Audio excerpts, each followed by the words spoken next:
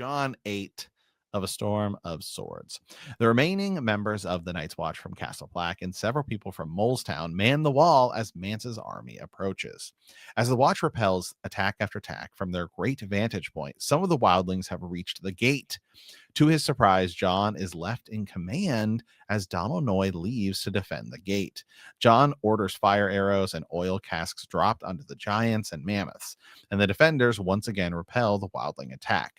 In the aftermath of the fighting, Jon goes down into the gate tunnel to find Donal Noy dead alongside Magmar Tún Do Weg. When Jon tells Maester Aemon the news, the ancient Maester tells him that he must lead the Watch now. Huge, monumental chapter. And, it's one of these things on a reread where last week we were talking about Davos reading the letter from the Night's Watch. Yeah. And we because as a reread, we're not thinking about all this stuff, but now we're here and we're seeing the Night's Watch and we're doing that. It's just kind of I kind of think about it more as well, this is actually what sends them all the way north later. Cause it's we're not going to see that until, much later, but pretty interesting that it is, straight away. It does tie directly into it. And it's just you don't really put those pieces together until you read it, where you read the book straight through.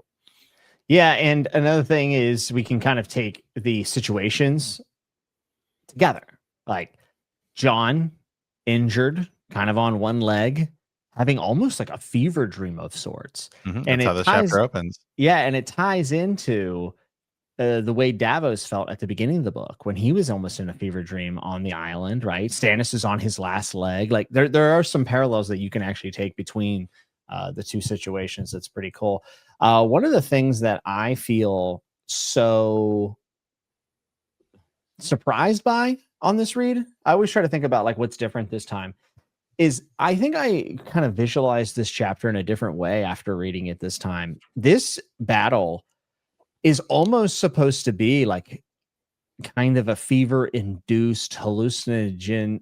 It's supposed to be very trippy almost, I think. And because we're seeing it through Jon's eyes, we have to remember that is the POV.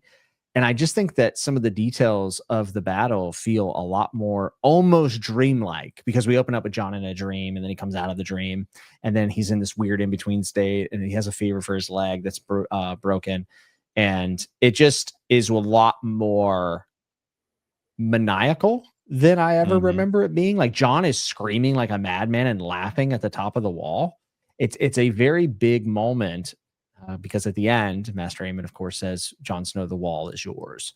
So I don't know, it's almost like Jon snaps a little here. Yeah. Maybe a little Mad King-esque. Nah. I will say, and this is part of this thing where this is why a POV read is so good, is because the last time we were with Jon, it was chapter 55. That's a while ago. Yeah. Think about what happens in between there. You have the Bran, the Bran chapter, the Daenerys chapter, Tyrion, right? Sansa, the Red Wedding, the news of the Red Wedding, the Purple Wedding, all happens in between this. But if you're reading it straight through, well, then it's Ygritte just died. Yeah. Right. It's one of the things where reading it this way, I felt that's lost in this. He mentions her and he thinks of her, but so much just happens and it's chaos. You don't really have time to think about it from that perspective. And that's just one of the things I love about George and his writing is that POV. It's there's just two ways to experience it, where you're doing the POV read and you're doing the straight through read.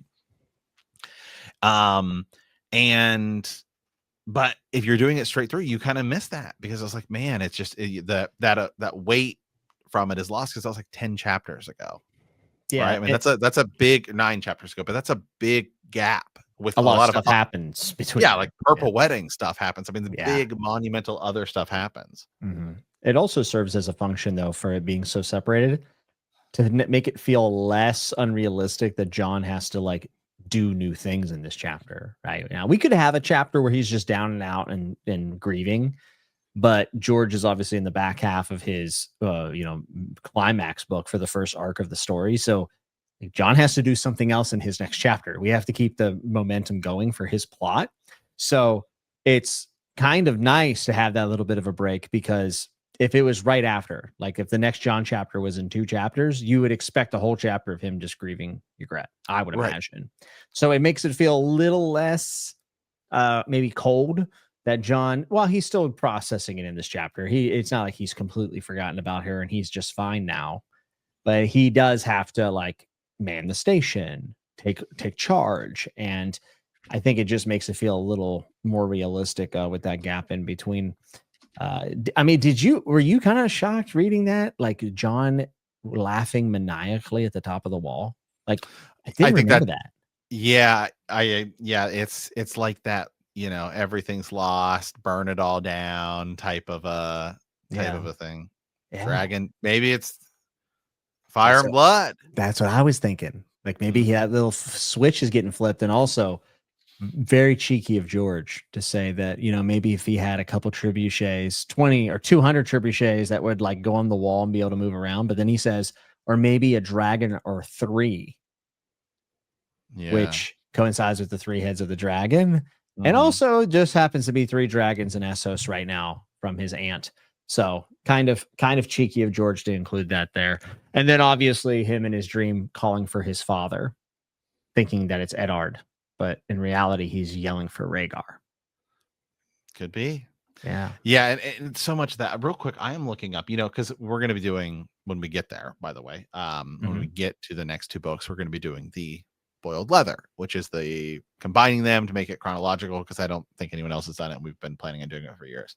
But now I'm thinking about this and I'm like, man, I'm looking to see if anybody has done a timeline like of these books, because some of these, even some of the first 3 books, the chapters, as we know, like it's like Game of Thrones seems like it's pretty chronological, like start to finish. But some of the other books, there's a lot of people think, oh, it's not chronological, like exactly chronological the way some of the things happen. And I'm wondering if this is it, because it's like exactly how many days have passed since Ygritte died. Was it Mhm. like 1? It feels like Mance was like pressing, like it feels like this is like supposed to be like a 3-day event. Yeah, a long weekend. Right. So it's like, did the purple wedding and all that stuff happen? Like Ygritte dies, and then there's like a day or 2, and like the purple wedding happens inside of that in those Mhm. 2 days, or some It's a things. it's a busy week in Yeah. Westeros. Yeah. You know what I mean? It's like crazy to think about that, but that's why it's only supposed to be like 3 years in between like the start to Dance of Crazy. Dragons. Crazy. Yeah, so I'm looking at I don't think I'm sure maybe it's one of those like old like forum of Ice and Fire posts or something like that where somebody has done it, but yeah, I can't seem to find anything where somebody has like totally Well, the timeline done. also gets even trickier in Boiled Leather, obviously, just from the split. So it'll be Yeah. interesting to read in that manner when things are closer Oh, together. never mind. Just found one. Let's go. I'm gonna have to dive deep into this. Uh-oh. Uh-oh. Forum of Ice and Fire. Somebody has a shareable Google Doc, and it's like every chapter.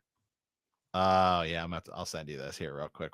This is so sick. We're gonna have to dive into this at some point, because Nice. I was just thinking about that as we're doing it. I'm like, man, like the timeline of how this all happens. But regardless, here we're here, Jeez. and we're at this big battle and everything. So yeah, the opening of this is super important and powerful.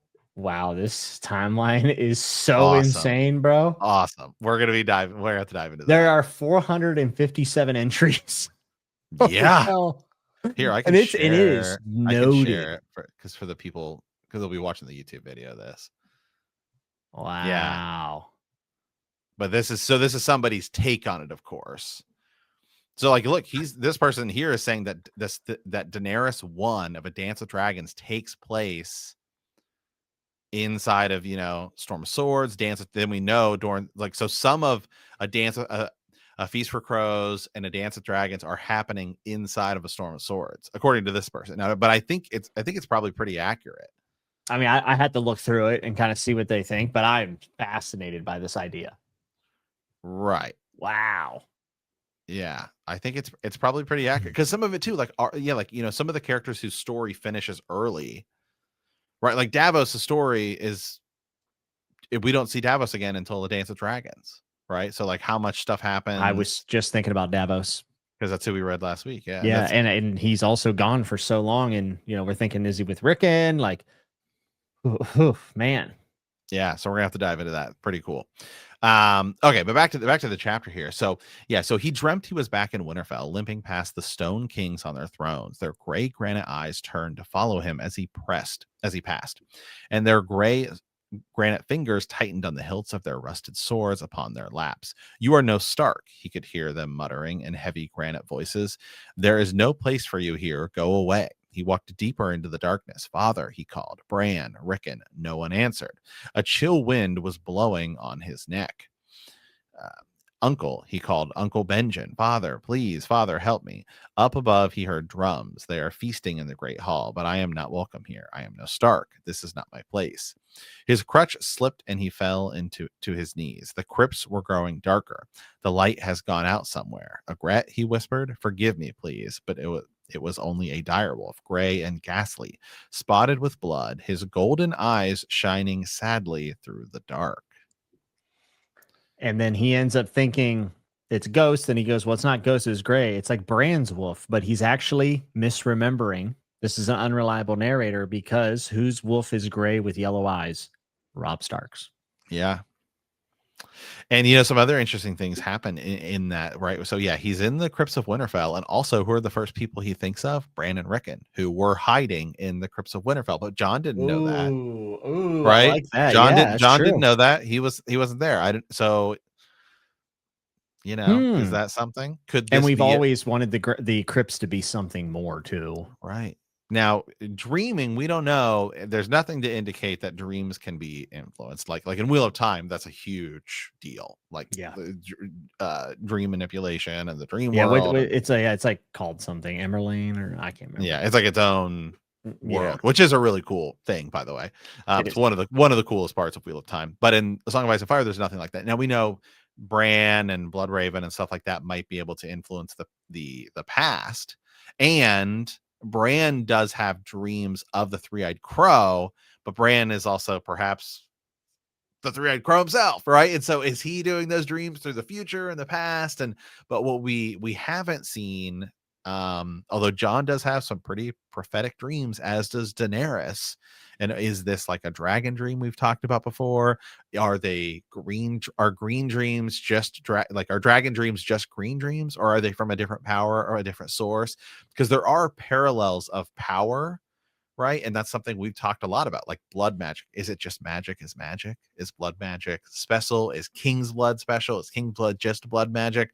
It's one of the coolest things about A Song of Ice and Fire, is the way George has all of these different things, these different powers, but you view them slightly differently, so they feel like they're different, but they may not be. Yeah, it's pretty cool. I really like the fact that you caught on to that Bran and Rickon being in the crypts thing, and then he thinks of Bran instead of Robb, which is that is he misremembering the wolves, or is it possible that the next time we read a Bran chapter, we'll be able to figure out something? Well, as we know, remember when I did that big statistical analysis, is Yeah, that John appears in almost every Bran chapter, or is mentioned, or is referenced, which is wild, yeah. by the way. And John thinks of Bran, right? Isn't that what we all like? John thinks of Bran more often than any of his other siblings. Yeah, Yeah. which is crazy because you'd think it would be Arya, but it's Yeah, and not. it's not. And I think that there might be a reason for that later on. Yeah. I think Bran will have a lot to do with John's eventual realization of who he really is. Yeah. Okay.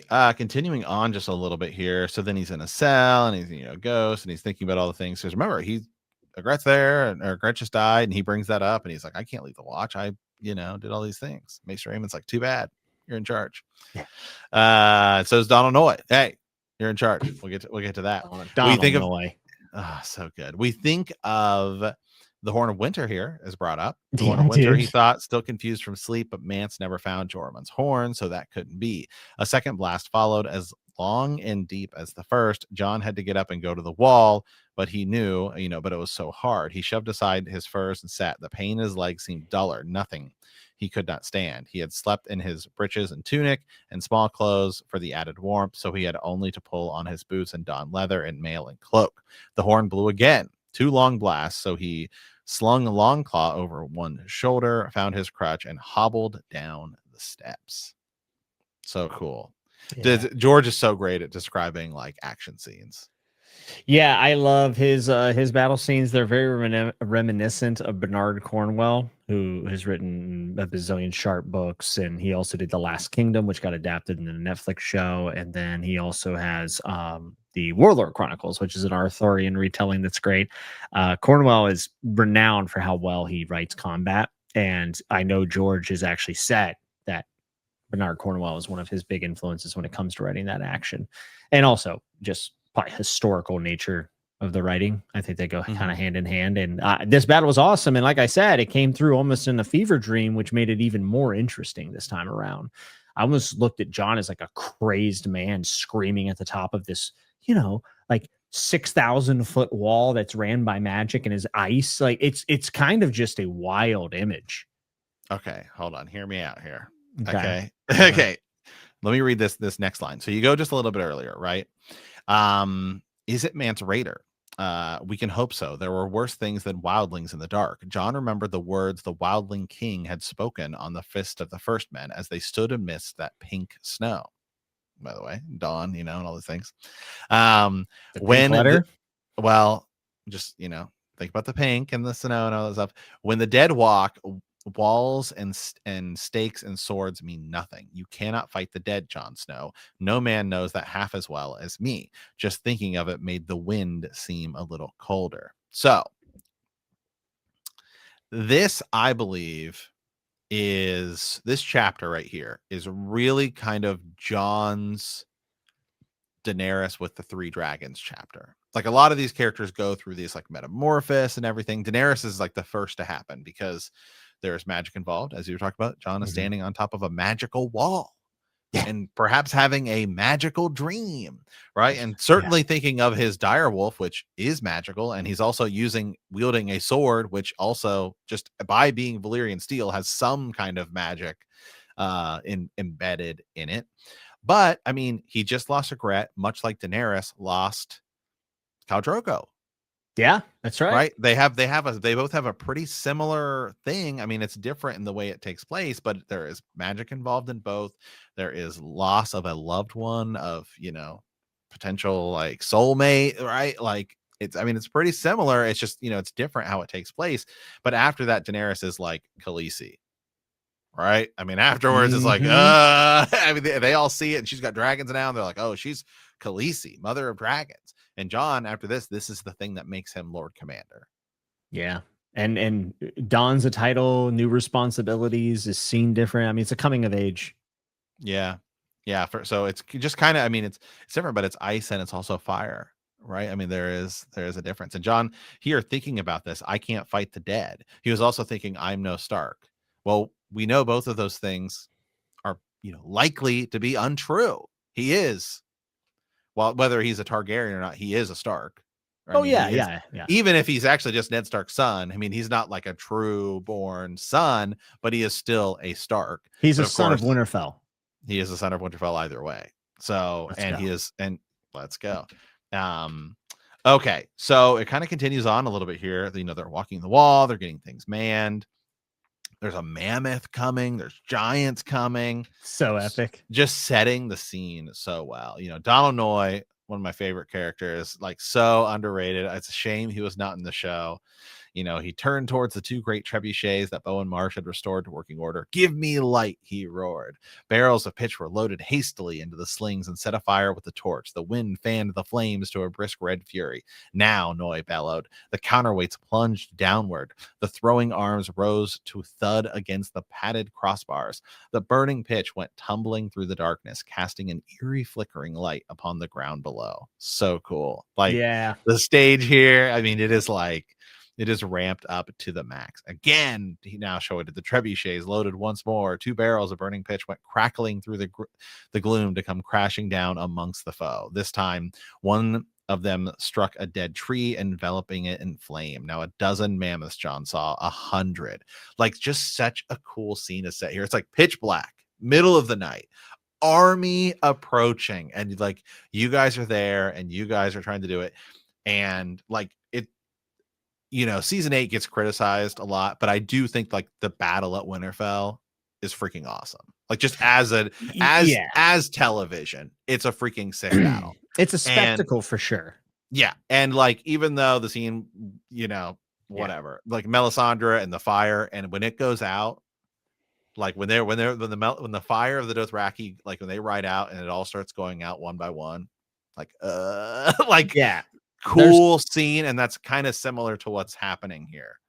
Yeah, and I will say this about the Battle for Winterfell in season 8. My heart was racing the entire episode. Whether or not there was too much plot armor, it was dark for some people. I didn't actually have that issue, thankfully. I had a perfectly calibrated OLED TV at the time, so I was like bawling out. I was like, this is sick. Right. When I got online, everyone was like mad. I was like, what? And then I watched it on my laptop, and I was like, oh, you can't see shit. Like, that's not good. Yeah. Anyways, yeah, this is epic stuff, dude. And also, you really do feel like the chips are down. You really believe that the Night's Watch is kind of broken at this point. I mean, already a joke, but now it's really broken. They don't have trebuchets that they need. They certainly don't have a dragon. They don't have thousands of men. But when Jon kind of snaps a little bit and says, the wall will defend itself. Yeah. We're up here. They're down there. Dude, what are they going to do to us up here? I know. And there's a line later too, so it's a few pages later, once they're actually like when they're drawing the arrows and just firing, and they're like, you better not miss, right? They're saying all these things. The ram was down and done. He saw the giants who's pushed it dead or dying. Fire arrows, he shouted. I want that ram burning. The screams of wounded mammoths and the booming cries of giants mingled with the drums and pipes to make an awful music. Yet still his archers drew and loosed, as if they'd all gone as deaf as Dick Follard. They might be the dregs of the order, but they were men of the Night's Watch, or near enough, no matter. That's why they shall not pass. Woo! Let's go, dude. And stand down, Gandalf. Okay. No. You feel bad for the mammoth, so it's not their fault. I feel bad. Oh my God. At the end, when Mag the Mighty goes down, yeah, I got a little emotional. Yeah. A little emotional. Well, he fights a song. Well, he doesn't in the show, in the books yet, but in the show, man, the giants stand tall with them. Yeah. They when they the Battle of the Bastards, when that giant goes in, like, it's sick. Yeah, dude. Battle. I need to watch the later seasons again just for the spectacle. Yeah. Just enjoy it for what it is. But this in the show is freaking sick. Now it's different because Donald Noy isn't there. But they by them, by the way, hold the gate. Yeah. So epic. Yeah, so dude. Grant and all those guys go down there, hold the gate. Everyone loves a good last stand, Matt. So sick.